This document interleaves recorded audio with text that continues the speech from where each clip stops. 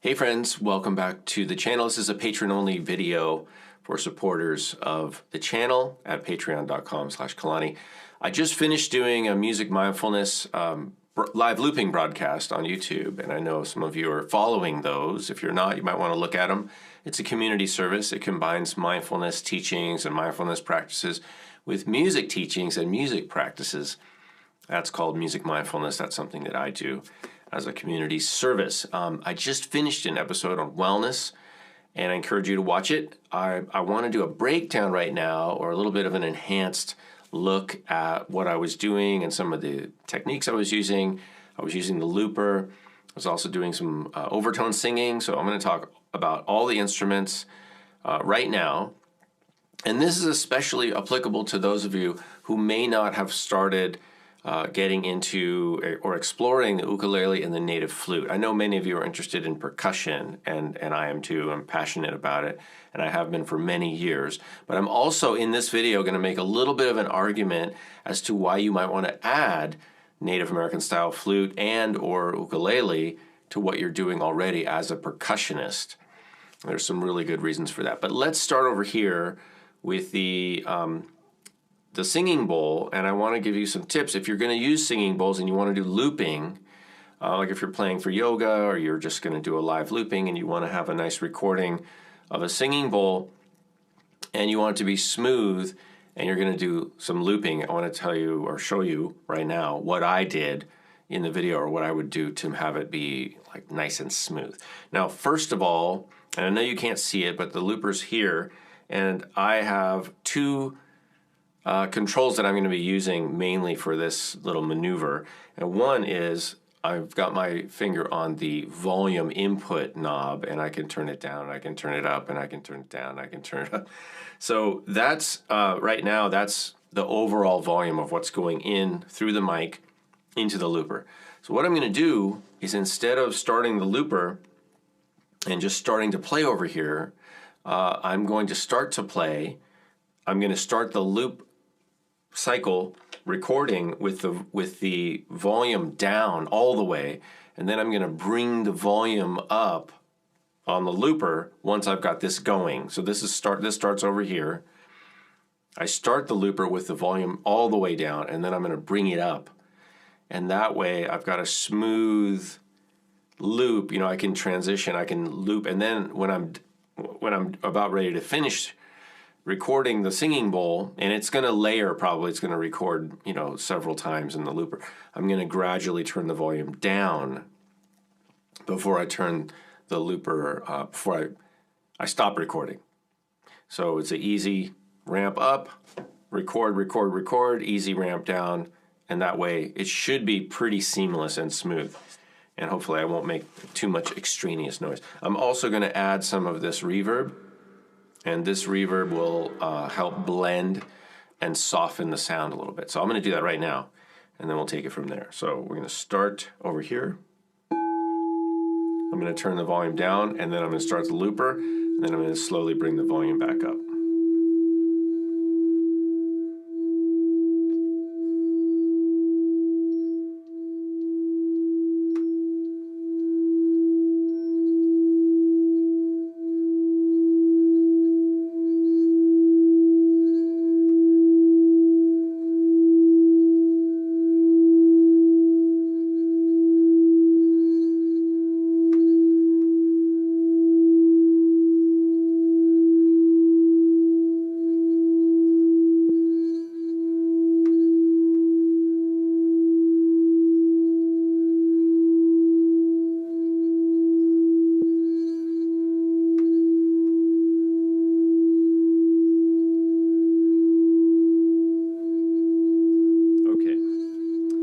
So I actually didn't add the reverb, and it's okay, but you see now I've got a pretty solid loop over here.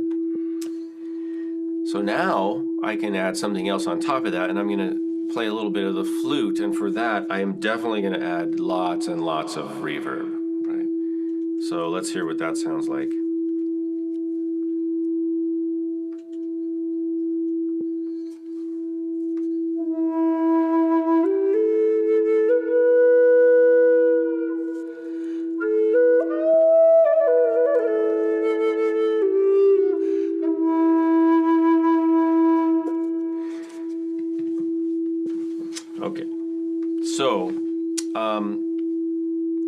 All right, so now the bowl is captured in the looper. Let's look at some ukulele. And for the ukulele, I'm going to use a different reverb. I'm going to use this reverb, which is a short, kind of a room reverb. It gives me space, but it doesn't make things muddy. And I'm going to show you something super easy that you can do. I'm going to play the top 3 strings of the ukulele.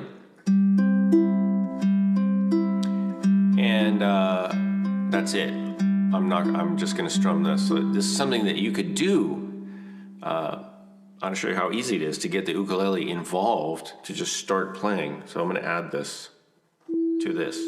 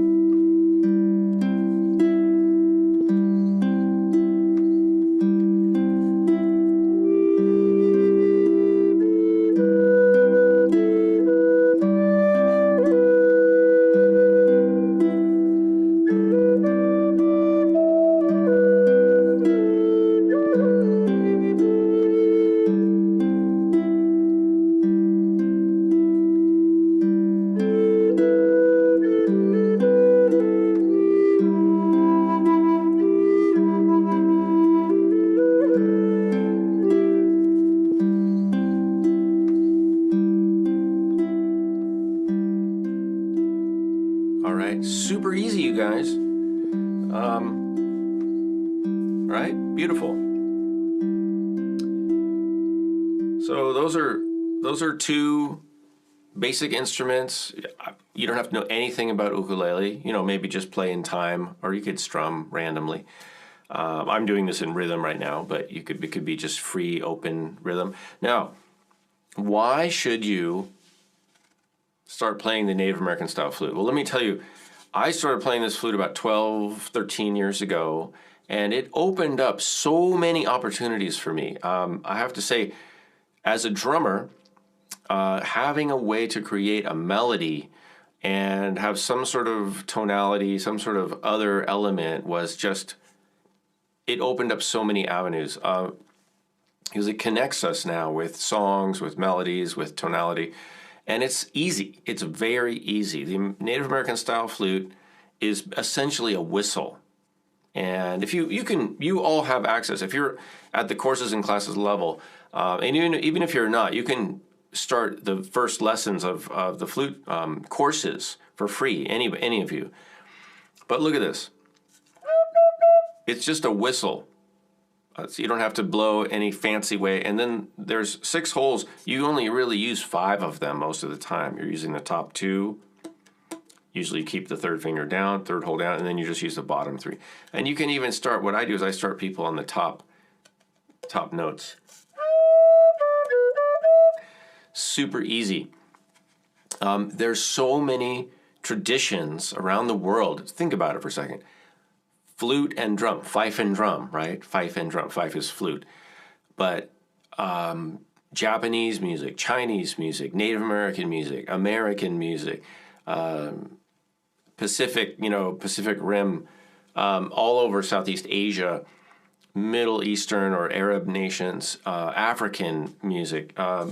There's flutes and drums pretty much always are going together all over the place. So that's the flute and the drum. And if you like to do drum circles, or you want to, just expand, have an instrument that you can take places. An A flute, like this size flute, is pretty small. There's even flutes that are this big. You stick it in you practically put this in your pocket, put it in a backpack for sure. And it's just really easy. And if you get tired of playing your drum or banging with your hands, use your hands, go to the flute. Small flutes, you can play over even a lot of drumming. And it breaks things up. I've often used the flute to play a simple melody, and then we vocalize it, so it can give people a pitch and a melody to hear, and then they can imitate it. And And for you as a musician, it's just going to open up that whole area of melody, and then you can play with other people who play instruments like the ukulele. And similarly, now ukulele is a little bit more of a commitment, but you guys, it's so easy. And you know, there's so many ukulele teachers now, including me, and I've been teaching ukulele for many years and using ukulele in my music therapy practice since 2008. So over 13 or now 13 years roughly, and I've been playing it a little bit before that.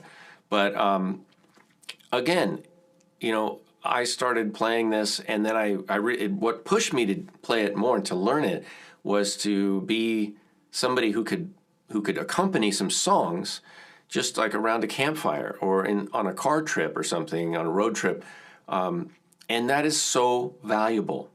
It's so valuable to be able to strum an instrument and get everybody singing familiar songs and songs that they love, especially if you have children. You can sing nursery rhymes if they're really young, or children's songs, school songs, playground songs, or for your parents or your grandparents to play them some of the songs that they love.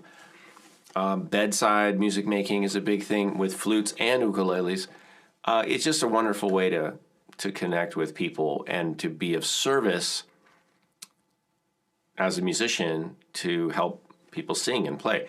And of course, the ukulele, like you just heard, ukulele, flute, you can have other instruments like idiophones, hand pans, other tuned instruments, and then straight up untuned, non-pitched percussion and drums, along with the ukulele. But I'll show you right now, you can play a lot of songs just strumming the open ukulele.